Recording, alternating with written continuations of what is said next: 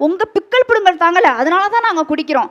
எங்களுக்கும் மன உளைச்சல் இருக்கு. உண்மதான். நாங்களும் உங்களால கஷ்டப்படுறோம். அதான் என்னைக்காச்சும் ஒரு நாள் குடிக்கிறீங்க. உங்களுக்கு ஈக்குவலா, இந்தா நீ ஒரு ஹாஃப் சாப்பிடுறியா? நான் ஒரு ஹாஃப் சாப்பிடுறேன். உனக்கு ஒரு ஹாஃப் பாயில் வேணுமா? எனக்கு ஒரு ஹாஃப் பாயில் நான் போட்டுக்கிறேன்னு சொல்லி 2 பேர் உட்காந்து நடு வீட்ல உட்காந்து குடிப்போம்னு சொன்னா அவங்களால ஒத்துக்க முடியுமா? எப்ப பாரு எங்களுக்கு உடம்பு வலிக்குது, எங்களுக்கு மனசு சரியில்ல, அதனால நாங்க குடிக்கிறோம்னு சொன்னா, அப்ப எங்களுக்கெல்லாம் உடம்பு வலிக்காது, எங்களுக்கெல்லாம் மனசு வலியே இல்லையா? எப்ப பார்த்தாலும் இதே ஒரு காரணம். குடிக்கிறதுக்கு ஒரு சாக்கு உங்களுக்கு. கேட்டாக்கா பெண்களால குடிக்கிறோம்.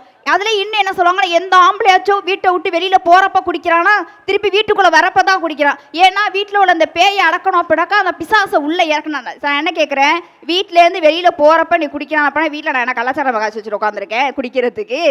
வீட்டில் நீ வந்து நான் அதுல இன்னும் என்ன சொல்லுவாங்கன்னா, கல்யாணம் ஆறதுக்கு முன்னாடியெல்லாம் என் பையன் குடிக்கவே மாட்டான். யார்? என் மாமனார் பொண்டாட்டி சொல்லும். பையனுக்கு சர்டிஃபிகேட் கொடுக்கும்.